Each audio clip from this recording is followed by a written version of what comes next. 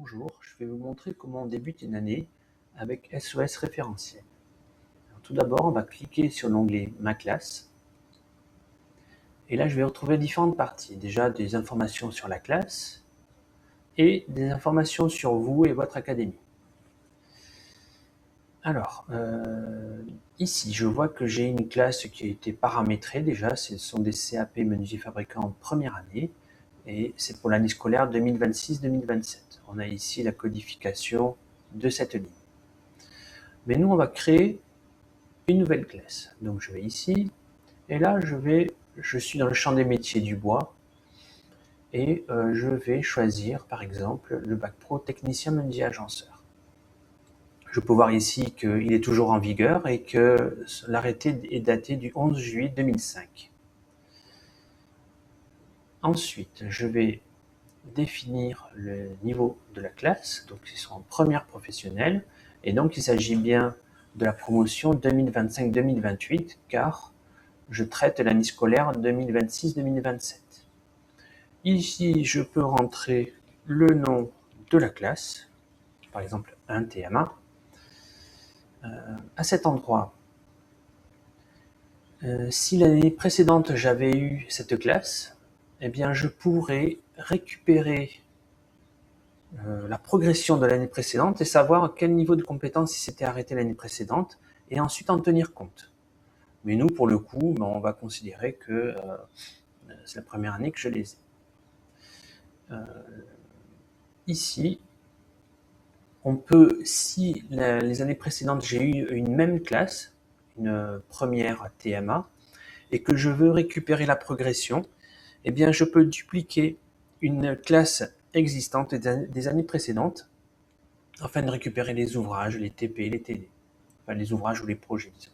Mais nous, on va démarrer de zéro avec une classe vierge. Je crée la classe. Donc la classe est créée. Elle s'appelle 2026-2025, bac pro technicien menuisier agenceur, un TMA et ainsi qu'un code. Je fais OK. Si je clique ici, j'aurai des informations sur le référentiel bac pro TMA, avec son arrêté, le statut, le nombre de compétences, de savoir et d'épreuves, et le lien ici direct vers Légifrance. Voilà. Si je change ici de diplôme, eh bien je vois que maintenant ça concerne le CAP menuisier fabricant. J'ai des informations sur le CAP menuisier fabricant. Chose importante ici, si vous utilisez Pronote sur votre lycée, vous savez que vous pouvez évaluer par compétences. Alors, si vous téléchargez, en cliquant ici, vous téléchargez un fichier .csv qui comprend toutes les compétences de ce référentiel-là. Et du coup, vous n'avez qu'à importer sur Pronote ce fichier et vous aurez les compétences de votre diplôme, enfin de votre référentiel. Ici, je vais définir les jours auxquels j'interviens avec cette classe. Par exemple, je vais dire que je travaille avec eux le lundi et le mercredi. Là, on va définir s'ils sont évalués en CCF ou bien en CCF continué. Le CCF continué a tendance à se généraliser sur toutes les formations professionnelles. Donc pour la transition, on a le choix. L'équipe pédagogique. Si vous êtes plusieurs à intervenir sur cette même classe, plusieurs enseignants professionnels, eh bien vous pouvez créer une équipe. Qu'est-ce que ça va faire? Vous allez pouvoir voir la progression de chaque collègue qui intervient sur cette classe et du coup vérifier que les compétences que vous abordez ne sont pas trop redondantes et qu'elles sont au contraire complémentaires. Donc pour ça, vous créez une équipe, ça génère un code que vous partagez avec vos collègues qui ont cette même classe et du coup, ils verront votre progression, mais ils ne pourront pas la modifier. Le découpage de l'année, en trimestre ou en semestre. Ici, vous pouvez affiner les dates de trimestre et de semestre. La liste d'élèves. Alors, chose importante, le site est RGPD. Ça veut dire que je ne stocke aucun nom. Ça implique que vous stockez vous-même sur votre ordinateur la liste de vos élèves. Alors, comment faire? Vous allez cliquer ici. Vous allez télécharger un fichier modèle, vous allez l'ouvrir, vous allez saisir le nom de vos élèves, et ensuite vous allez charger la liste, et donc là on verra juste en bas toute la liste de vos élèves. Mais aussi on peut faire avec Pronote. Donc depuis Pronote, ça ouvre une fenêtre. Sur Pronote, vous allez dans Ressources, Élèves, ensuite vous choisissez la classe que vous voulez importer, vous allez cliquer sur l'icône, puis copier dans le presse-papier. Alors je vais faire ça en parallèle. Alors je vais dans Pronote, je vais dans Ressources, Élèves, je choisis ma classe et je vais dans Copier dans le presse-papier format CSV. Et je le colle à cet endroit. Et là donc j'ai la liste de tous mes élèves. Je fais charger cette liste.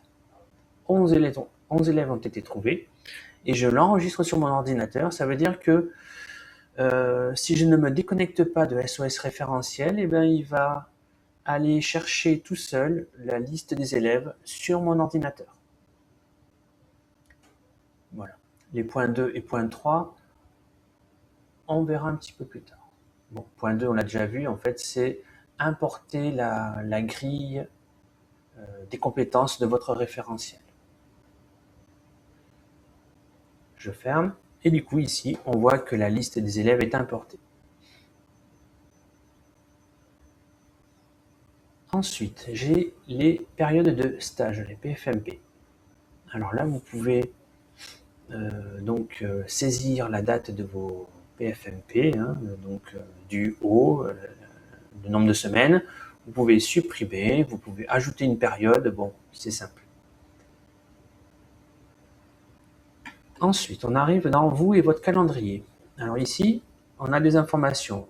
Il s'agit de l'année scolaire 2026-2027, ça c'est le nom de l'enseignant, le lycée de l'enseignant, l'académie, et la date de rentrée et les vacances, l'état des vacances. Je peux déployer ici, donc on voit bien, c'est le nom du collègue, son lycée, on peut mettre le logo de l'établissement, il se mettra automatiquement dans tous les documents qui seront imprimés. L'année scolaire traitée, donc la date de rentrée, alors la date de rentrée elle se saisit automatiquement en choisissant l'académie. Par exemple, si je choisis l'académie de Besançon, eh bien, on voit que la date de rentrée des élèves, c'est le 1er septembre 2026. Et automatiquement, toutes les vacances scolaires se mettent aux bonnes dates. Si je reviens à l'Académie de la Réunion, on peut voir que voilà, c'est la même chose. Bien sûr, après, on peut modifier à la main si on a constaté une erreur, mais normalement, il n'y a pas de souci. Alors, vous voyez, on a saisi les dates des vacances, on a saisi la date des PFMP et on a saisi les jours auxquels on intervient sur cette classe. Tout ça, ça nous construit dans mon année la frise que l'on voit ici. Alors, on a les semestres, semestre 1, semestre 2. On a ici les semaines, S1, S2, S3.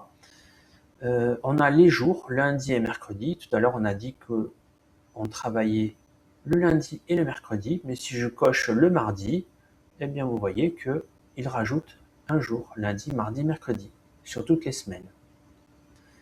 Ensuite, là, ce sont les vacances scolaires, et là, ce sont les PFMP.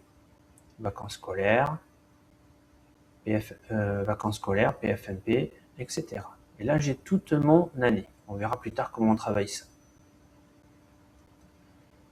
Voilà, c'est tout pour ma classe.